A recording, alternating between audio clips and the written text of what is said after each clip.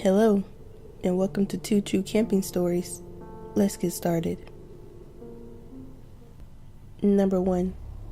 When I was younger, probably around 10 or 11, I went camping with my family. I'll just get right into it. It was about 1 or 2 in the morning, and I couldn't really get any sleep. The tent me and my brother was in was really hot and very uncomfortable. Anyway, while I was trying to go to bed, I heard a very faint whimper. I tried to ignore it because I figured I was just tired. Our campsite was along a road with many other camps nearby. The whimper started to get louder, and then it turned into crying.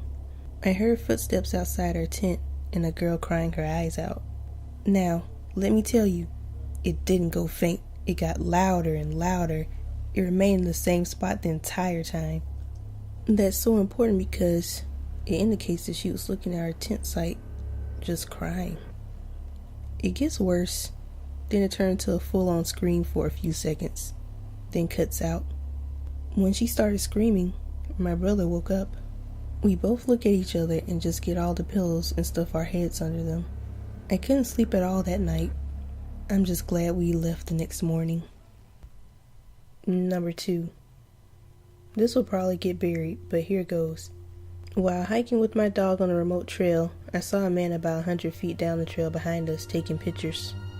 At first, I assumed he was taking nature pictures or something, but then out of the corner of my eye, I noticed he was pointing his camera right at me. When I looked at him, he quickly turned away. I started walking faster, wanting to get the hell out of there, as I was getting bad vibes. My dog kept looking over her shoulder and growling. I looked back, and the guy is maybe 30 feet away. I start walking again, and my dog starts growling again. This time, when I look back, the guy is maybe 10 feet away, just clicking away with his camera.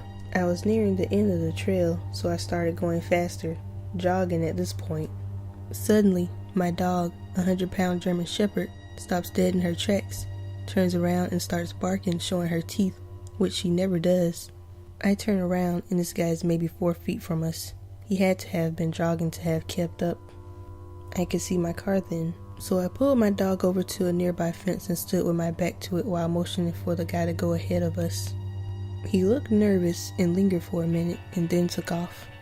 I don't ever go hiking alone without my dog anymore. Hey you guys, I just want to give a shout out to another horror story YouTube channel. His name is ICYX1 or ICX1. He also has great content, and I'll put his link in the description down below. And if you like my video, like, share, and subscribe. And thanks for watching. And lastly, you may be watching me, but who's watching you?